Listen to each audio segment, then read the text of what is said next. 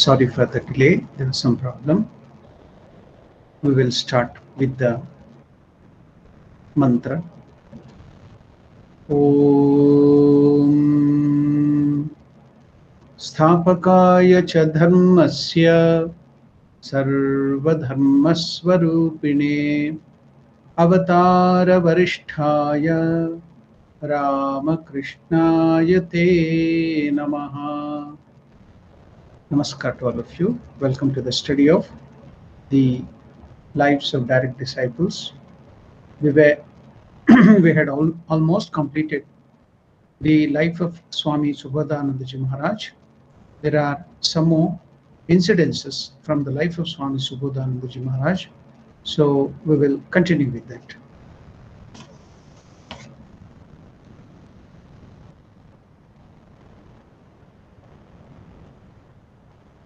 This Reminiscences of Swami Subodhananda Ji Maharaj has been given by one disciple of Holy Mother Sharda Devi. Swami Subodhananda Ji Maharaj was a disciple of Holy Mother Sharda Devi. At the invitation of Vedanta Society of Hawaii, he visited Honolulu twice nearly 50 years ago. The following incidents or the article edited by Swami Bhaskarananda Ji is one of the talks given in Honolulu by Swami Subodhananda Ji Maharaj. So now the article source is Global Vedanta Spring 2010 issue. We all know that we have studied the life and teachings of Sri Ramakrishna. Once Ramakrishna said, those who will come here will not be born again. As we have told that Ramakrishna had completely obliterated his ego, individuality, and he had realized God, perfect self-abnegation. So he would not call himself I. So he would show his own personality or body and call here. Those who will come here will not be born again. In other words, those who will come here will attain liberation. They will be free from the cycle of repeated births and deaths. Whoever, meaning is whoever takes the teachings, the ideal which Sri Ramakrishna stands for. He has come here to this earth as an avatara and given certain teachings and also led the life. So that is the mold he has cast. So if we lead our life in that mold of Sri Ramakrishna, then we are sure to get liberation. That is the meaning here of the saying of Sri Ramakrishna. What is that? He has also told, if anybody has called the Lord sincerely in any life, they have to come here. That is, they have to come to Ramakrishna. They will come. And the other is, those who will come here or whose this life will be the last life, they have to be coming here. In other words, those who will come here will attain liberation. They will be free from the cycle of repeated births and deaths.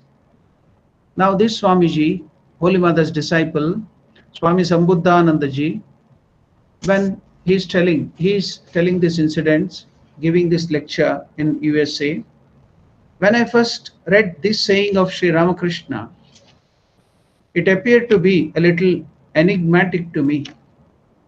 I couldn't clearly understand what Sri Ramakrishna meant by this.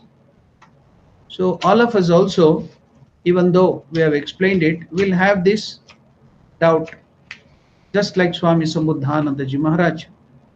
So I have taken up this particular incidents from the life of Swami Subodhananda Ji, so that lot of doubts of ours will be cleared. Ramakrishna had meant here by the word here. Did Sri Ramakrishna mean his own divine self, or did he mean something else? So I ask several spiritually exalted disciples of Sri Ramakrishna, all the direct disciples. So Subodhananda Ji Maharaj was the direct disciple of Holy Mother Sharda Devi, not Ramakrishna. So he had this doubt about the saying of Sri Ramakrishna. So Swami Subodhananda Ji Maharaj is telling, so I asked several spiritually exalted disciples, direct disciples of Sri Ramakrishna, to know how they had understood it. I had the privilege of asking Swami Sharadananda Ji Maharaj, Swami Shivananda Ji Maharaj, and also a few others. But Swami Subodhananda Ji Maharaj is telling, unfortunately, their replies didn't quite satisfy me. But when I was not yet a monk, so Swami Subodhananda Ji Maharaj was still outside in his pre-monastic days. When I was not yet a monk of the Ramakrishna order, I had the good fortune of living for a while with another great disciple, direct disciple of Sri Ramakrishna, the sannyasin disciple of Sri Ramakrishna. So who was he? So Subodhananda Ji Maharaj narrates it. He was my honored guest and spent about 2 or 3 months with me. He was Swami Subodhananda Ji Maharaj, better known in the Ramakrishna order as Kokha Maharaj. To him, I referred this matter and asked him, what is the meaning? What does Sri Ramakrishna meant by here? People whose will be the last birth have to come here. And people who have called God sincerely, they have to come here. That means getting liberation in this life. What is the meaning of this? What is the significance of this utterance of Sri Ramakrishna? When Swami Subodhananda Ji Maharaj posed this question to Swami Subodhananda Ji Maharaj, now what happened? Subodhananda Ji Maharaj is narrating. Swami Subodhananda Ji Maharaj had many disciples. He had a number of disciples who lived in Ranchi, a town then in Bihar, but now because the state of Bihar has been divided into the portion where a lot of tribal people lived, so that portion has been cut and made into a tribal state. It's called Jharkhand. But then when Swami Subodhananda Ji Maharaj, the disciple of Holy Mother, is narrating this incident, at that time it was undivided Bihar, the state of Bihar. So Ranchi. So let us not worry about that state, but he lived in Ranchi in Bihar. It so happened that all the disciples Swami Subodhananda Ji Maharaj in Ranchi, most of them were Bengalis who had settled there in Ranchi. And one of them was very good natured, widowed girl. You know, in India there was this practice of child marriage, and many a time due to so many diseases or at some other cause, accidents, the young husband in their child marriage will die. Then after that, the girl becomes a widow. She couldn't marry. It was just like the life of a sannyasini, nun. She had to live all her life in her family, just like a nun. So it was something like a forced sannyasin's life. So many social reformers came and they stopped all that due to the act of government, Sharda Act. All that child widowship was stopped. Even during the British time, many people like Raja Ram Mohan Roy and many people, social reformers, fought against this and it was stopped. Now, at that time, because the practice was still in vogue, that widowed girl, child widowed girl, Kusum, one of the disciple of Subodhananda Ji, was a very good natured widowed girl named Kusum. Kusum had no children and lived with her parents and siblings. She was very much devoted to Ramakrishna, and her Guru, Swami Subodhananda Ji Maharaj. She had a lot of Guru Bhakti, and her Ishta Devata, the mantra she has received, was on Sri Ramakrishna. So she had great devotion to Ramakrishna as well as her Guru Swami Subodhananda Ji Maharaj. Whenever Swami Subodhananda Ji Maharaj visited their home in Ranchi, she had the opportunity to serve him with great love and devotion. In the same neighborhood in Ranchi in Bihar, where Kusum lived with her parents, lived a certain Mukherjee family. Another family lived in the neighborhood, the Mukherjee family. There is a surname. You know, Holy Mother Sharda Devi's surname or the father's family surname was Mukherjee, Ramachandra Mukherjee. So, some Mukherjee family lived here. They lived very close to Kusum's home. Both Mr. Mukherjee and his wife were also devoted to Swami Subodhananda Ji Maharaj. They were all devotees of Sri Ramakrishna, and they were also devoted to Swami Subodhananda Ji Maharaj. Whenever Swami Subodhananda Ji Maharaj would visit Kusum's home, he would also visit the Mukherjees. After a few years, this widowed girl, Kusum, became quite ill. Her parents, siblings, and all others who loved her were very sad. During the period of Kusum's illness, Mr. and Mrs. Mukherjee would come and see her frequently. Eventually, the doctors under whose treatment she was gave up all hopes about her recovery. So the disease was very terminal or fatal. So the doctors lost all hope. They told she cannot recover. She will surely die out of this disease. Then came the sad day when Kusum breathed her last. She died. She passed away.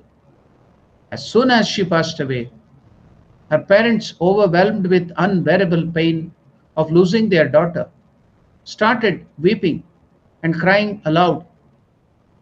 Hearing that outburst of grief and sensing that worst might have happened to Kusum, both Mr. and Mrs. Mukherjee ran up to the balcony of the second floor of their house, from where they could see what was happening at Kusum's house because they were neighbors. After a while, Mr. Mukherjee saw suddenly Kokha Maharaj, Swami Subodhananda Ji Maharaj, walking out of that house holding Kusum's hand.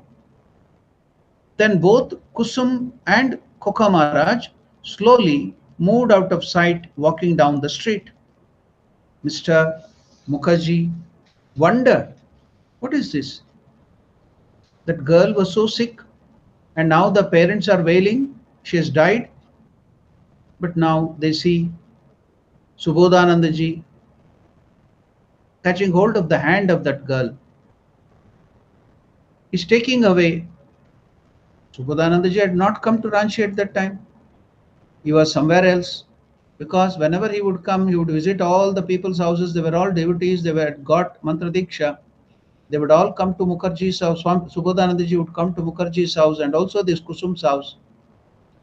But nobody knew he had come. He was not there. But they see that too when she died, she's Subodhananda Ji taking away his disciple. So Mr. Mukherjee wondered whether he had been seeing some kind of illusion. So he asked Mrs. Mukherjee. Mr. Mukherjee is asking his own wife, did you see Kokha Maharaj, Subodhananda Ji, walk out of that house holding Kusum's hand? Or is it that I have been seeing some things? Is it my own illusion? So he wanted to confirm it, whether it was an illusion or it truly happened. So he asked his wife. So now the wife replied, no, it's not an illusion. I too saw it. I too saw, because both of them were on the roof of their house, balcony. I also have seen the same thing. But I don't know how it could be possible. Both of them wonder, how and when did Kokha Maharaj arrive here? We are always informed when he comes to Ranchi for a visit. And every time he visits Kusum's house, he visits our home as well. Later, they inquired of Kusum's parents if Swami Subodhananda Maharaj had come to their home the day Kusum passed away. And they were told that Swami Subodhananda hadn't come there. The Mukherjees were extremely surprised to hear that, but they kept silent. They did not tell anyone else about that, about what both of them had seen on that day of Kusum's passing away. After a few months, Swami Subodhananda Maharaj came for a visit to Ranchi. Then, as usual, he came to Kusum's parents' home to meet all the members of that large family. Subodhanandaji also didn't know the passing away of Kusum, his disciple, that child widow. His words of consolation helped ease the grief of that bereaved family considerably. After visiting that home, Swami Subodhanandaji came to see the Mukherjees, who were the neighbors. The Mukherjees were overjoyed, and they went on talking happily with the Swamiji for quite a while. And listening to his spiritually inspiring words, in course of their conversation, they also talked about what both of them had seen immediately after the death of Kusum. Now they remembered that incident. They wanted to clarify. We have seen you coming and taking that child widow, Kusum. Is it true? What happened? Referring to that strange incident, they asked Swami Subodhananda Maharaj, although you hadn't actually come to Kusum's home that day, immediately after Kusum's death, we saw you walking out of that home holding her hand. Will you please tell us why we saw that? Swami Subodhananda Maharaj said to them that he was unable to answer their question at that time, but he assured them that he would tell them when he would be able to know what had actually happened that day. Shortly thereafter, Swami Subodhanandaji departed from Ranchi. After leaving Ranchi, he went to Varanasi, Kashi. He wanted to spend some time in tapasya there. After a while, after a little searching, he found a room in a very solitary area of the city. So he didn't want to stay in the ashrama of Varanasi because a lot of people will come, people know. So he can't find time for solitude. So he wanted to be alone and self-depending, do the tapasya, hard austerities in Varanasi. So after a while, away from the ashram, much away from the ashram, after a little searching, he found a room in a very solitary area, much far away from the ashram, even out of the city. The Ramakrishna order had two ashramas in Varanasi nearby, just adjacent to each other. Had the monks of those two ashrama come to know of his presence in the city, they would immediately come and take him to one of those ashramas. In apprehension of this possibility, Swami Subodhananda Maharaj took great care to conceal his presence in Varanasi from those monks of those two ashramas. In order not to be seen by them, he also had to be very careful about his movements within the city. He took these measures because he wanted to perform hard austerities alone, undisturbed, with all earnestness. In performing tapasya, one has to live alone, completely depending upon God, just to sustain his body, following the ancient monastic tradition. Swami Subodhanandaji would procure a little food every day from outside by begging. Madhukari Bhiksha. He would go outside, not to the ashram, it was very far away. In the village, some village, nearby village, he would beg alms. He would spend the rest of the day in contemplation of God. Whatever he would get as alms by begging, he would keep that. Whatever he gets a little, he takes that, and that day no other thing to eat. He would be in meditation. So the next day, if he feels hungry, then he goes for begging, collect a little, then again come. Some days he would not go to. He would spend the rest of the day in contemplation and meditation. So this was the routine. So he was doing hard austerities, meditating on God and contemplating on God. In this manner, time went on for many days. After some days, you know, they are exposed to varieties of water. People may not be so clean, and that too, there was no filtering process. The water may be contaminated, food also may be contaminated. So Swami Subodhananda ji fell sick. He had a fever, and his temperature was rising day after day. He was alone in that room. Nobody knew. As a result, he was not in a position to go out every day and beg for his food. As the days went on, due to his persistent fever and lack of food, he grew weaker and weaker. Around this time, he remembered that in the past, when he had once fallen ill in Ranchi, the child widow, Kusum, served him with great love and devotion until he recovered from that illness. During this illness in Varanasi, one day he felt very thirsty. He got up from his bed and with great effort he made an attempt to drink water. The drinking water was in his kamandalu. The sadhus, they carry one metallic pot or the pot made out of the calabash, the bottle gourd. Here in South Africa they call it calabash. In Hindi it is called lav, Bengali. So that bottle gourd.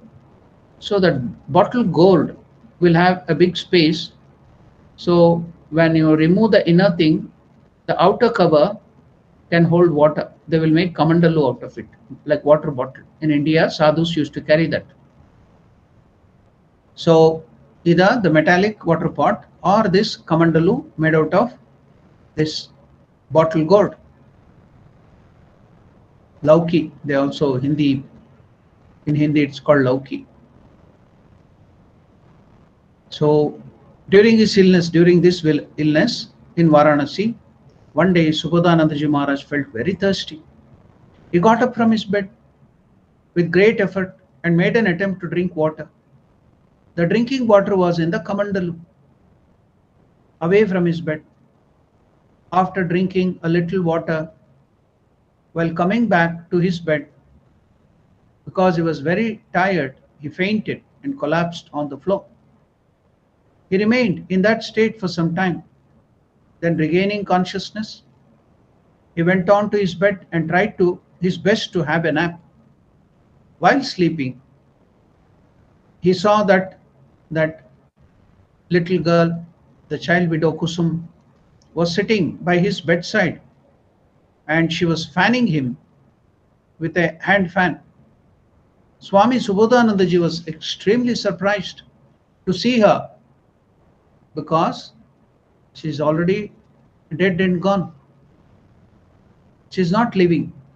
But now, and that house of hers is in Ranchi, in Bihar. Now is in Uttar Pradesh. Ranchi is very near to Bengal. And now he is in Uttar Pradesh, Varanasi. It's quite far away, hundreds of kilometers.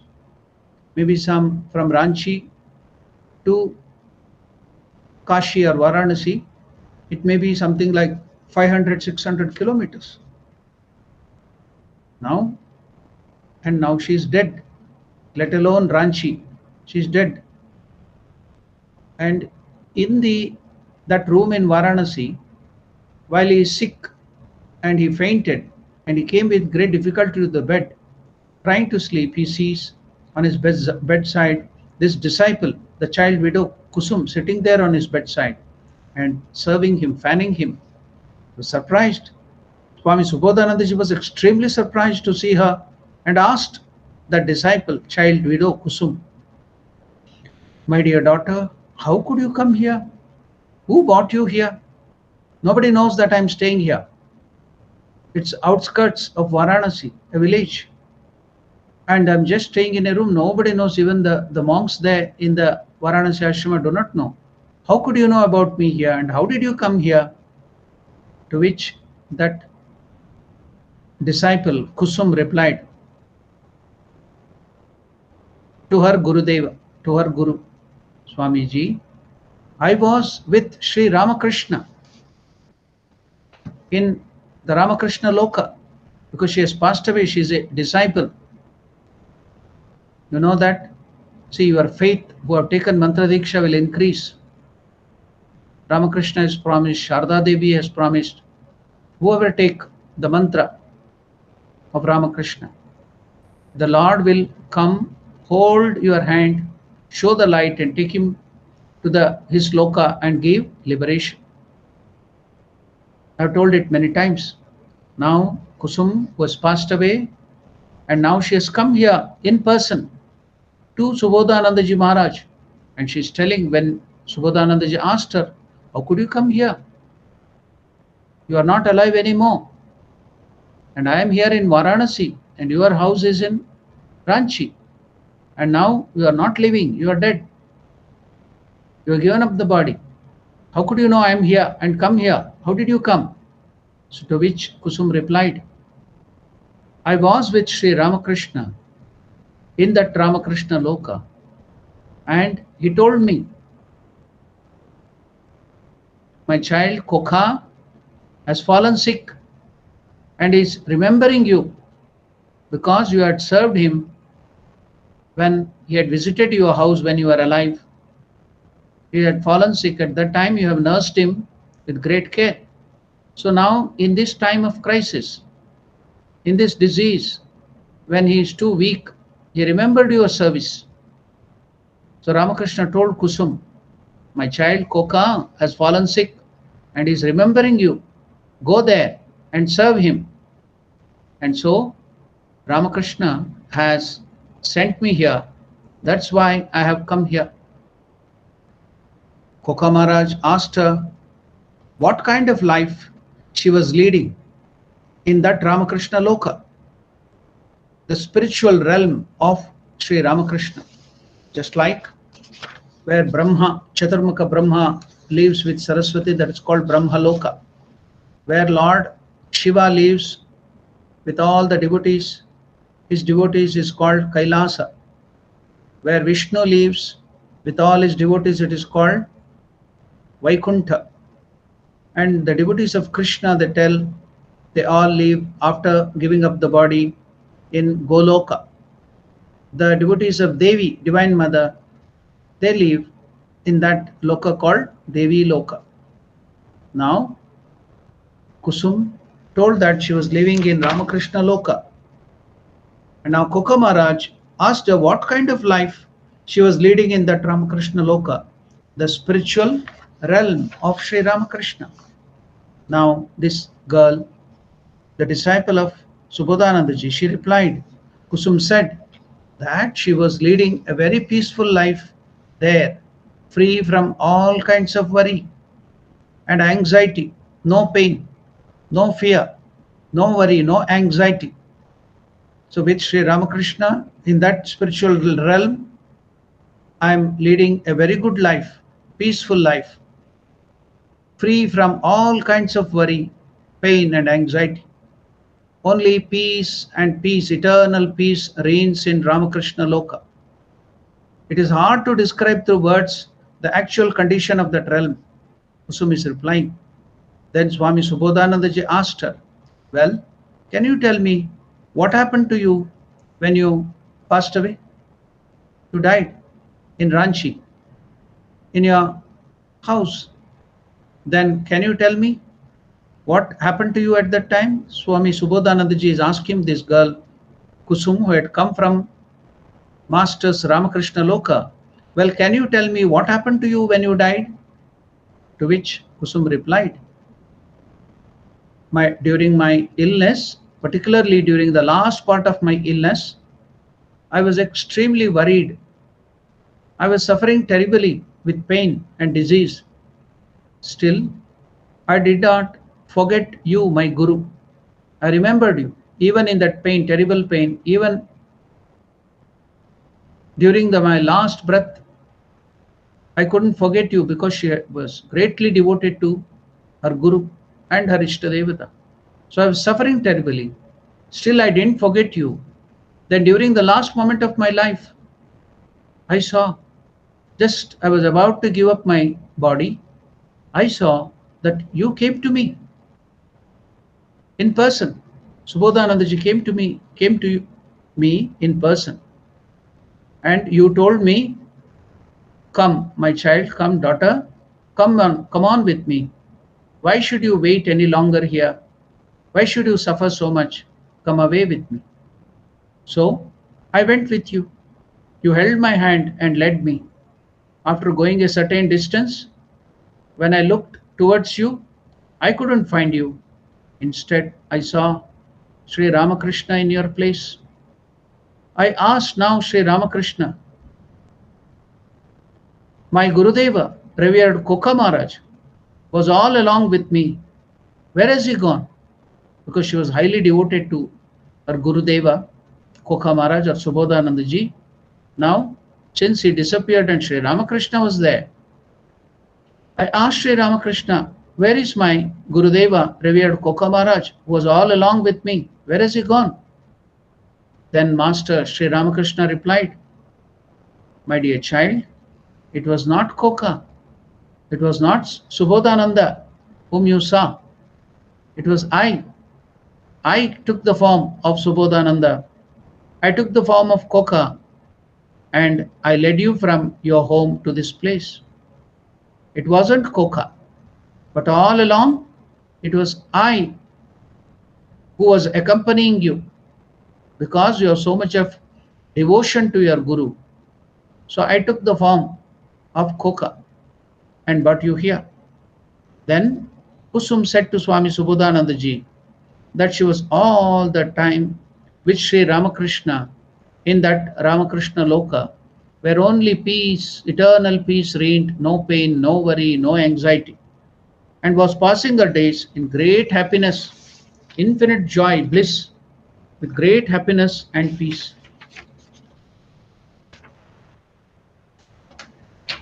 So she's narrating how is Ramakrishna Loka. This is not all so wonderful for all of us, so much inspiring.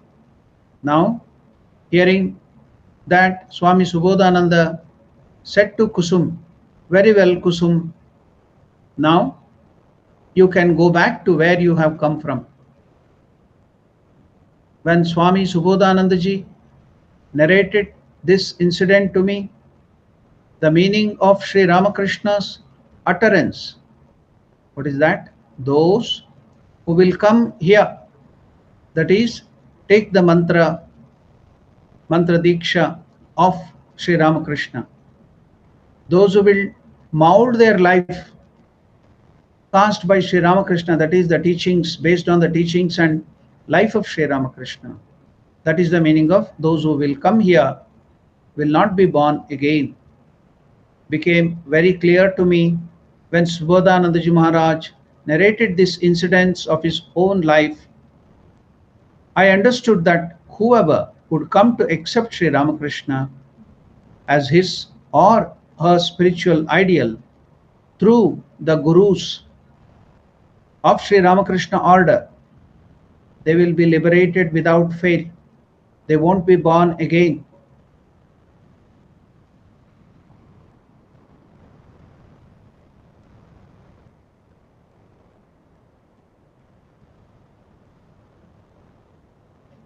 Because Swami Subodhananda was not only a disciple of Sri Ramakrishna, but also a spiritually illumined soul.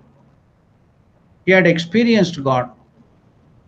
Therefore, his mind had a preponderance of sattva guna.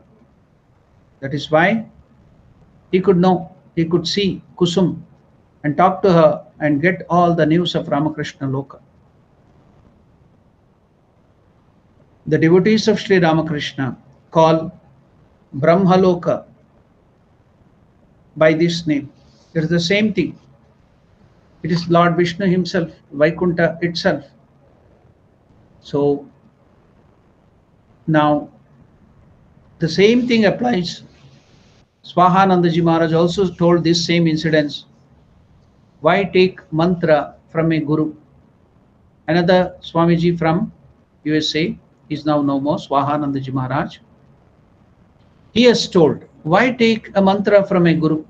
If a mantra is taken from a book, you can take it from the book as well, or you can yourself invent that mantra, add Om, take the name of the Lord, add Namaha or something, some Bija mantra, whichever you like, and you can create your mantra, or you can take it from the scriptures.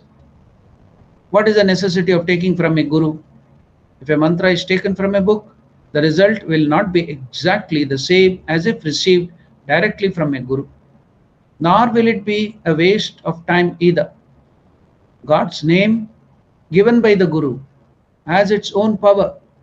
Illumined souls explain that if an aspirant learns from a Guru who lives the life, who has progressed a little, the result will be greater, will be much, much greater than by taking the mantra from a book or inventing yourself. One becomes convinced it is possible to realize God after having seen such a soul before one's own eyes. So your Shraddha will increase to great extent. In our struggle Godwards, every now and then aspirants become discouraged and they lose their faith, Shraddha. Therefore, to keep up the struggle and sustain a certain zeal, one must associate with the holy people. That is another benefit of the Guru. Sri Ramakrishna was asked, is a Guru necessary? Is it a necessity? Who is the Guru? To which Sri Ramakrishna explained, God Satchit Ananda Parabrahma Swarupa. God, who is Satchit Ananda, is the Guru. God himself is the Guru. Human gurus are the conduits, the instruments of the Supreme Source. Another Swamiji, Swami Satprakashananda, former head of the St. Louis Vedanta Center, had a conflict from whom he should take initiation. Whom shall I take? At that time, when Satprakashananda had not taken initiation, he was in his pre-monastic days, there were many direct disciples living. So now he was in a fix or confusion. Whom shall I take? With whom? From whom shall I take Mantra Diksha? Swami Brahmanandaji lived at that time. Then Holy Mother Sharda Devi was also alive. So each one told him to go to the other. When I went to Swami Brahmanandaji for initiation, Brahmanandaji told, no, Holy Mother Sharda Devi is alive, go to her. And when she went to Holy Mother Sharda Devi, she told, no, you go to Brahmananda. Finally, he went to Swami Shivanandaji, who said, my dear child, it is the same water. It is the same water, meaning the power conveyed from the Supreme Guru. Rainwater has fallen from the roof. So Shivanandaji is explaining with this beautiful example, whereby we all can understand this Guru concept and the Mantra Diksha. Shivanandaji is telling it is the same Guru, meaning the power conveyed from the Supreme Guru. Rainwater has fallen from the roof. So it is coming out through the mouth of the tiger, on some of the houses for decoration. They will make the passage of water because it should not stand on the roof. Then there may be leakage or the building strength may come down. So on the roof, they will make the edges, the pipe or the passage by which the water will flow. And at certain point, all the water from different direction of the roof of the house will get collected at certain point, and that point they will make the face of a cow or an elephant or a tiger or whatever, Nandi or some other human face, and from that mouth of that face to make decoration, so the water will fall out from the roof. So that even now you can find such things in India. Here in other countries it will be just pipe. So in India, they make all these things because they are devoted to some gods. So it will be either Nandi, or it will be elephant, it will be tiger, lion, whatever. Now Swami Shivananda ji is giving this example. It is the same water, the rain water has fallen from the roof. It is coming out through the mouth of the tiger and the mouth of the lion or whatever. There is no distinction between the water. The mouth may be different. Some people, for decoration, they might have put an elephant mouth, somebody a cow's mouth, somebody a tiger, somebody has put a lion mouth. Is there any difference in the water? The water will be the same rain water collected on the roof, but the mouth or the face from which it is coming may be different. It is coming out through the mouth of the tiger or mouth of the lion or elephant. There is no distinction between the two. So Swami Shivananda ji is explaining to Swami Satprakashananda ji, we who are in the position of the Gurus, that is Shivananda ji and Brahmananda ji and Holy Mother Sharda Devi or whoever it might be, we are only the conduits, just like that face. The rainwater is the grace of the Lord. The channel, we are the conduits, the channel through which the Guru power flows. Who is Guru? Ramakrishna himself has told, the Guru, original Guru is Ishvara, the Lord. He is the Guru. That's why we tell Guru Brahma, Guru Vishnu, Guru Devo Maheshwaraha, Guru Sakshat Param Brahma, Tasmai Shri Gurave Namaha. So now we are only conduits. All the different human gurus who are giving the mantra diksha to all of you, they are only human conduits, the channel through which the power of the Guru, the power of God flows to you. If one's Guru is evolved, gone forward in spiritual life, or realized God, the result will be better. The power of the mantra will be more. Your faith will be more. Your power, mantra power and the Guru power. All so important is your faith, your power, that is how much self-effort you put in, sincerity, and the mantra power and the power of the Guru, all combined. When all is combined, will give the result more. Mantra power is increased. How? How can the mantra power be increased? If you have faith. The more the faith in your Guru's words, the more you have faith in God, then the mantra power is increased and it increases. The faith increases even more. The result will increase even more if your Guru, if you have more faith in your Guru. In another context, Sri Ramakrishna taught, when one's mind becomes pure, then the mind itself will become the Guru. When you purify your mind, your own mind will act like your Guru. In other words, the pure mind shows us what is right and what is wrong, and what is good and what is bad. But one must receive the mantra from the Guru only, a human being. When Swami Brahmananda was asked if the Guru is necessary, he replied, of course, it is necessary. And what was the example he gave?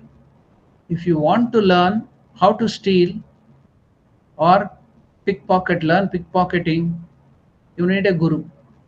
You require a person who is expert in that. So why not accept a Guru for God realization? When one has no immediate experience and the path is not evident, even if for a small thing like pickpocketing or stealing, you need the help, guidance of an expert. So likewise, when it comes to God realization, spiritual world, you don't have any experience and you do not know the path, what are the pitfalls, what are the difficulties. So don't you think that the requirement of the Guru is much more here?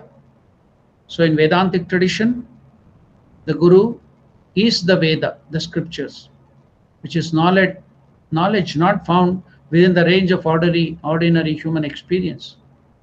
Anything that is beyond the normal experience must come from the source, and the source is the Veda, and the Guru will reveal it to you.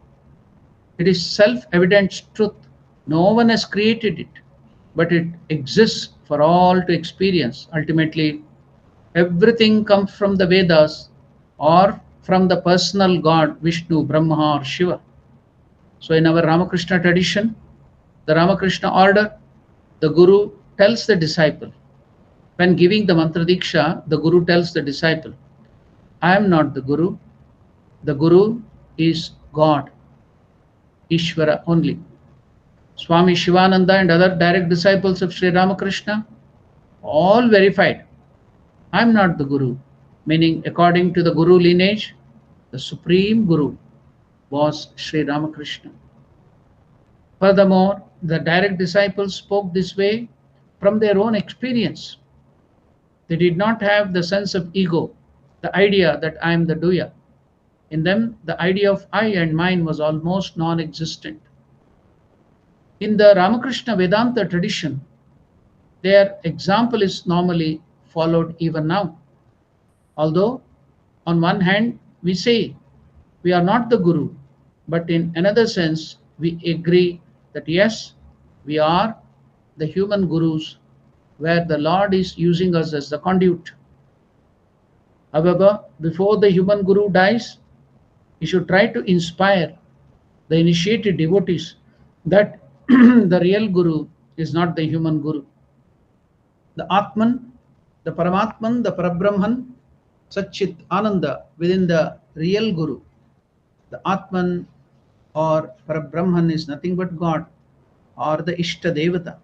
In other words, the Guru is the real Guru, which is God. Sri Ramakrishna explained that if the human Guru has attained a certain spiritual level, progress forward, he will be released. Not the final release, but released into the body of the Ishta Devata, your chosen deity. And there he remains identified with the chosen deity Ishta. Therefore, whenever the human Guru is praised by the devotee, that praise actually goes to Ishvara or Ishta Devata. If the devotee wants to see the Guru at the end of his or her life, the Guru may come, but really it is God, your Ishtadevata himself who comes. So, in this connection, this beautiful story of the child widow Kusum, who lived an austere life, initiated by Swami Subodhananda Ji Maharaj, so will help us understand this incident has made us understand what is Guru Shakti.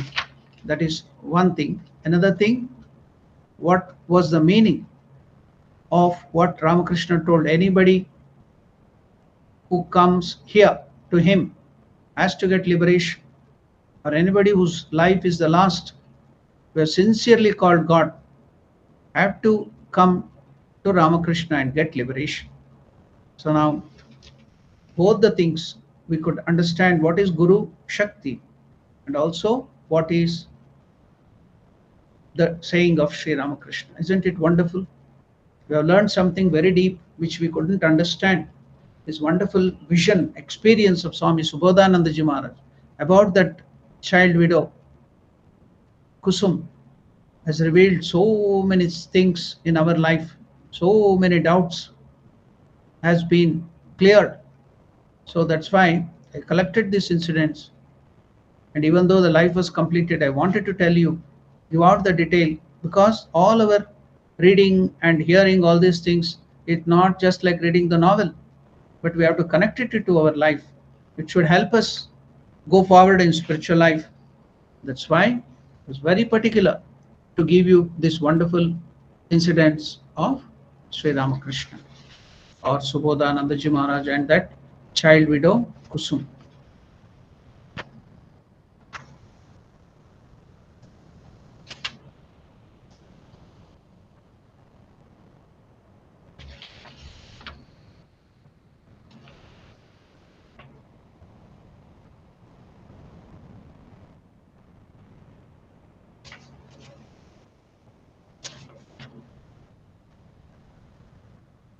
Now, I will take you through some other reminiscences of Swami Subodhananda Maharaj which happened in his life. So I'll take you through that.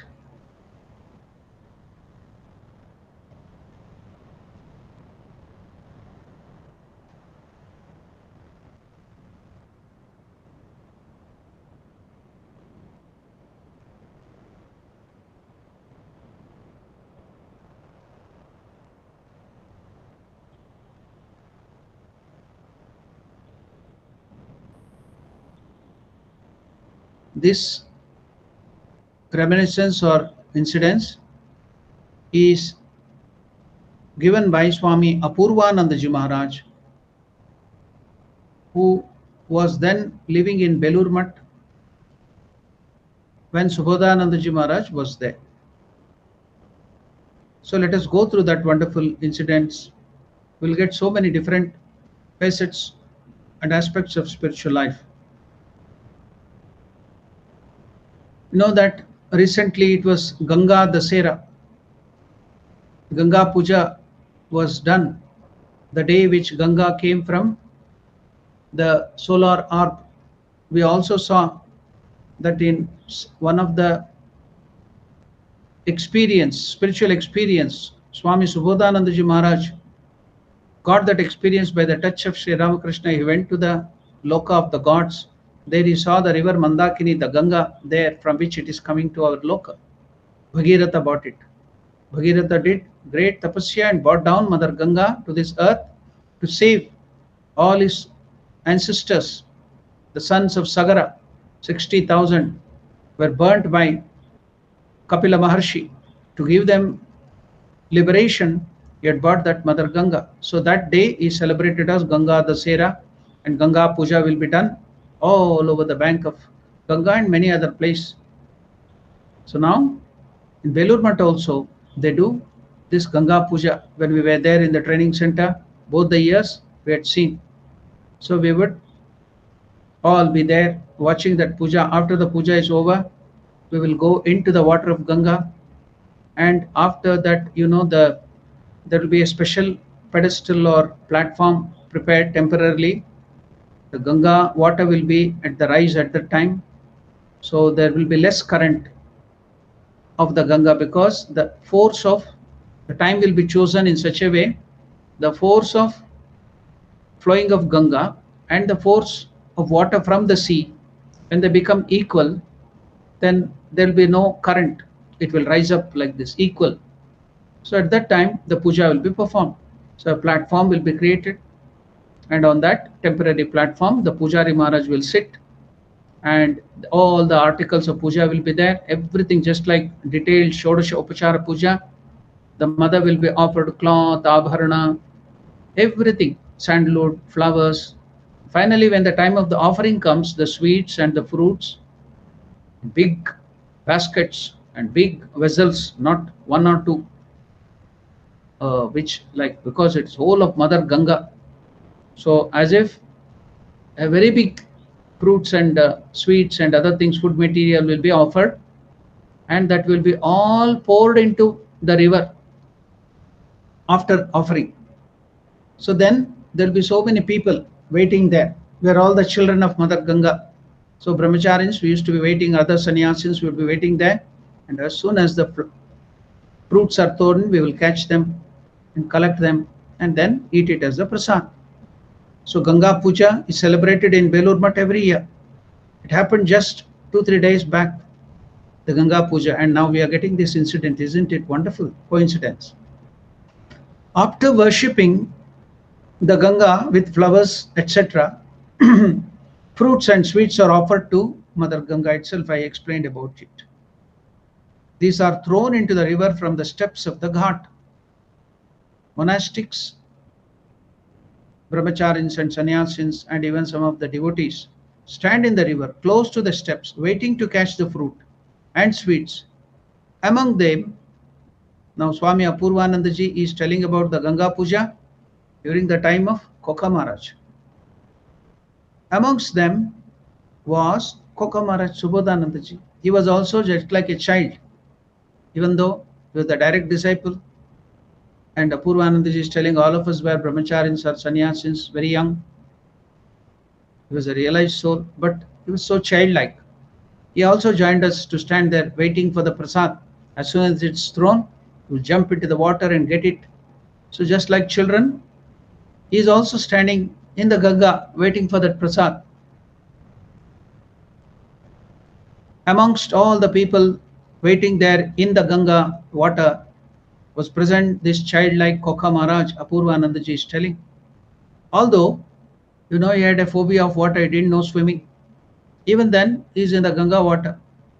Although he did not know how to swim, he would stand in waist deep water and eat the offerings right there like a young boy. He would not even collect, we would all collect it and bring it and share with other monastic members, brahmacharis, and eat it.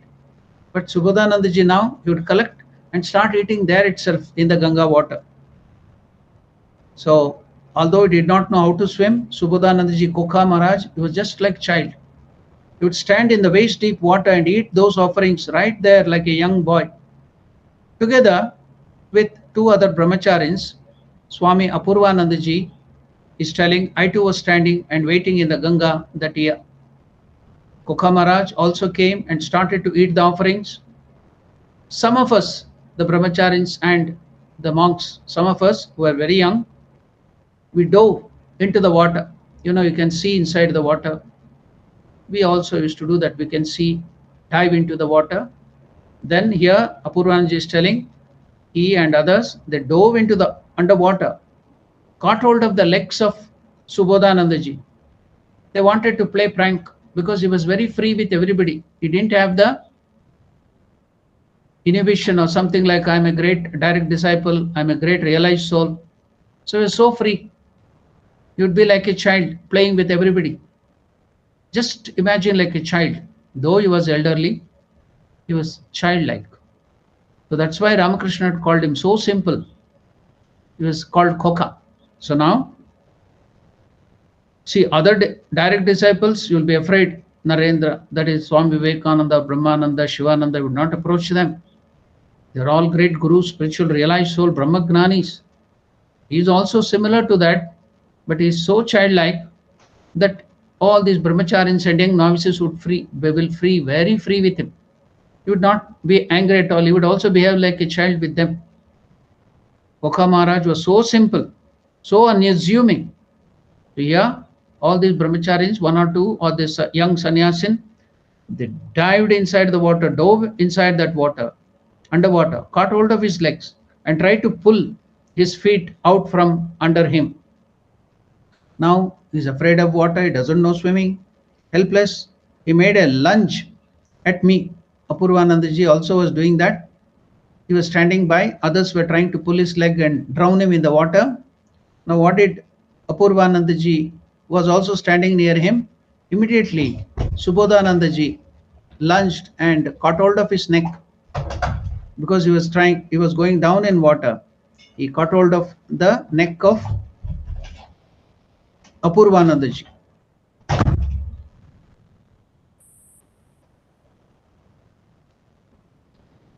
He was helpless. He made a lunge at me and kept himself from falling into the water by throwing his arms around my neck. But he was not afraid, just like a child. He was giggling all the while. He was giggling all the while. So I had to walk up the steps because he doesn't know swimming. They are trying to pull his legs from below the water. Immediately caught hold of this Swami Apurvananda was there, his neck, and he is now trying to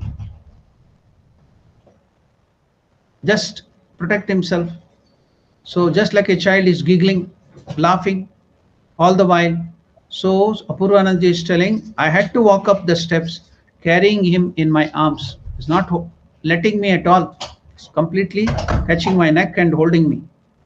Kokha Maharaj was so simple and unassuming that we considered him to be one of us, everybody, whether old or young, a small baby or youths. Everybody would feel that Kokha Maharaj was one of them. Such was his simplicity. He was so unassuming, he was so simple that all of us considered him to be one of us. we would forget that he was a disciple of Sri Ramakrishna himself. He greatly sympathized with us. He was a realized soul, he was a Brahmagnani. Even then, all felt so close to him. He greatly sympathized with us and was loved dearly by all the monks. He did not want to receive anybody's service. He would serve others, but he would not take service from others. Once, while bathing in the Ganga, I saw him entering the water with a small bucket in his hand. When I asked him what was in the bucket, he laughed and said, I have bought some of my clothes to wash, but will wait till you finish your bath. I quickly took the bucket away, that is Swami Apurvanandaji, from him and washed his clothes. He would not allow, but I had to forcibly. And also, not that he was not going to the Ganga, I was waiting for him to finish his bath. And Swami Subodhanandaji, Apurvanandaji is narrating, used to eat very little. His food habits were very simple and he used to eat very little. Now, his teeth had fallen, in those days, the dentures or the dentists were not there. If you have any carrion or other thing, only it will be removed, the tooth will be removed, that's all. So now, some of his teeth had fallen out, and since he didn't have any dentures, he could eat only a little rice and dal would constitute his meal. That's all. He used to eat little rice and dal. He would do various types of work on his own and would feel intensely for the suffering people who were very poor and distressed. Now, he had the habit, in North India and also especially in Bengal, the habit of taking hubble bubble, the tobacco in that small wooden or mud.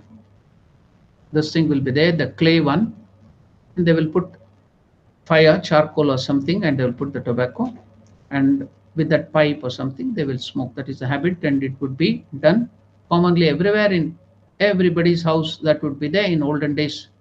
It was a common thing. So Subodhanandaji also used to do that, have that tobacco in a handheld bulbous hookah a few times, or one or twice. He smoked a little just before going to sleep also. One day, Apurvanandaji is telling, I had the opportunity to give him a massage to his feet and arrange for his hubble bubble. One day, while I was massaging him, he said to me, that is Apurvanandaji's pre-monastic name was Shankar. Shankar, today I will not take this hubble bubble tobacco before going to sleep. Wondering if this was due to some lapse in my part in serving him, I requested him to tell me the reason for this. In reply, the childlike Subodhanandaji laughed and said, my dear child, you have not done anything wrong. Yesterday, the master, Ramakrishna, the master came the dead of the night.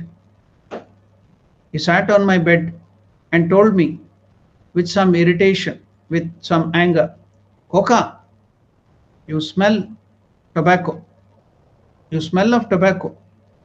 I'm unable to sit near you because of that smell of tobacco. Saying this, he went away. That is why I no longer want to take tobacco. I was stunned to hear Apurvanandaji is telling, then Shankar Maharaj, he was stunned to hear this. He was talking about Sri Ramakrishna's vision as if it was a most ordinary thing. And my hair stood on end and my tongue failed me, thinking that it would be improper for me to sit on the cot of Swami Subodhanandaji, Koka Maharaj, on which Sri Ramakrishna had sat yesterday. I immediately knelt down on the ground beside the bed and continued my massage of the feet of Koka Maharaj. Koko Maharaj grew very serious after telling about this vision of Sri Ramakrishna. I made I mentally made pranams to the cot on which Sri Ramakrishna had sat yesterday, and thinking about Sri Ramakrishna's divine relationship with his disciples, especially the direct disciples, I slowly left the room. So now, after that, because Ramakrishna came and told, I can't bear that smell of the tobacco, you are smelling that. Then Subodhananda ji gave up completely that habit of taking hubble bubble. So you can see so many beautiful incidences, so many beautiful things of Koka Maharaj. We have read that wonderful disciple, childlike, was given the name by Ramakrishna himself. What was that? Koka, child, the childlike.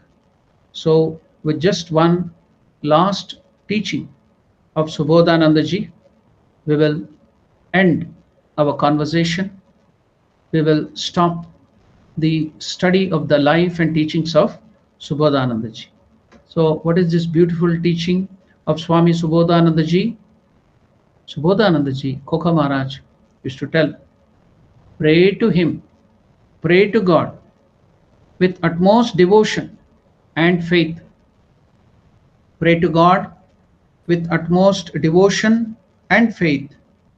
The Lord will show you the path that leads to him. The Lord himself will grant everything: devotion, faith, and all else that one needs. Again, I will repeat the same thing, the teaching of Swami Subodhananda ji Maharaj or Koka Maharaj. Pray to him, that is Lord. Pray to God, pray to him with utmost devotion and faith, Shraddha. And the Lord himself will show you the path that leads to him.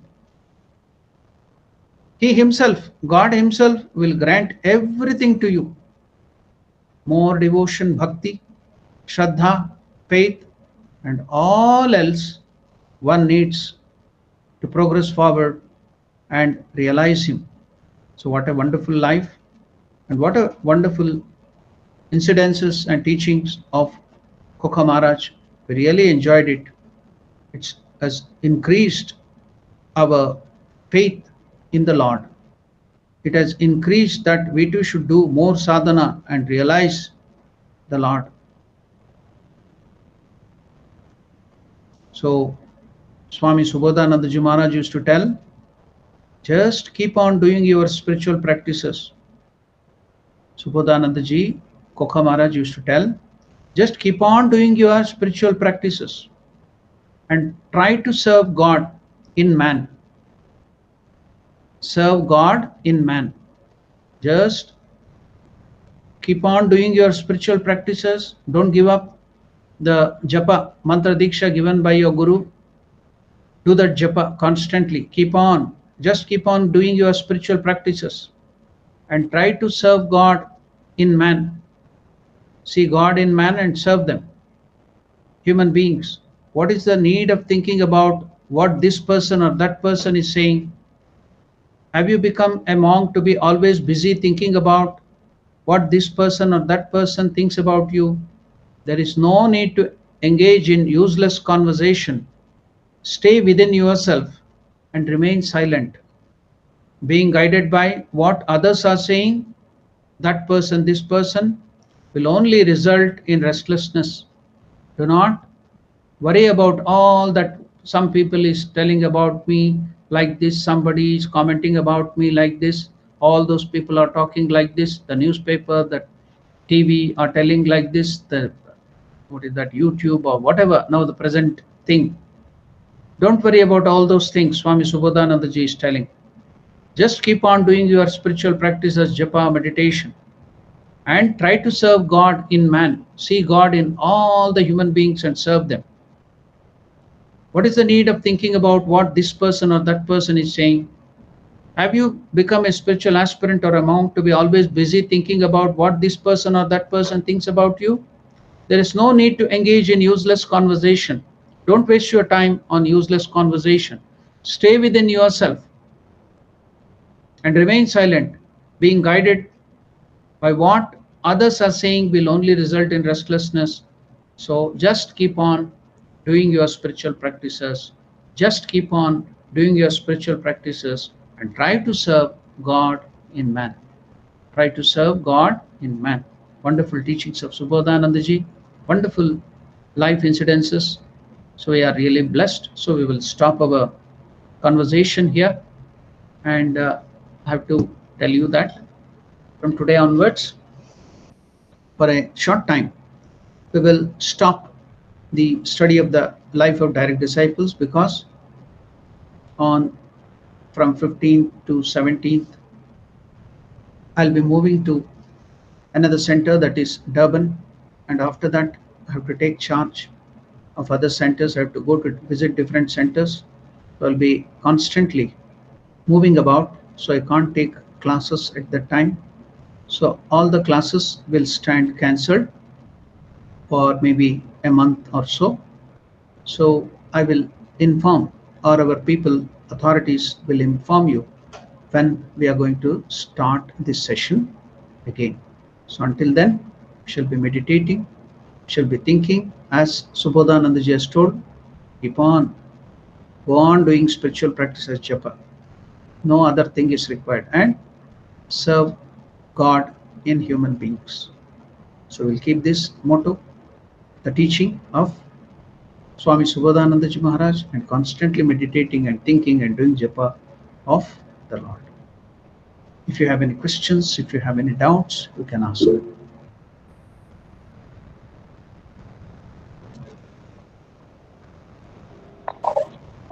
Om Namo Narayana, Swamiji. Om Namo Narayana. Swamiji, what you said at the end was very touching and very relevant. Swamiji, the other side of it, that you should not listen to others and stay within yourself, but similarly, when others say things, it's also necessary in spiritual life to make you strong. No, you should understand that here he is not telling not to listen to what spiritual matters. He's telling chit-chatting. Now somebody will comment, criticize you, or tell something, you get disturbed, and you will go on worrying, or you will be trying to convince that you are not so, or you will be trying to pacify them, please them. So don't waste your time on all these chit-chats and talks of others. Just here, important thing is focus on spiritual life. Just go on doing your spiritual practice, japa, instead of wasting your time on all the unnecessary talks. That's all. No time. The time of our life is too short. So focus on spiritual sadhana. Thank you, Maharaj. Om Namo Narayana, Swamiji. Om Namo Narayana, Mother. Swamiji, I want to thank you from the bottom of my heart for all your interesting lectures.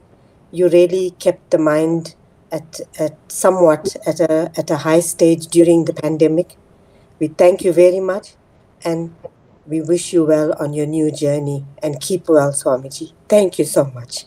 Thank you, Mother. Om Namo Narayana.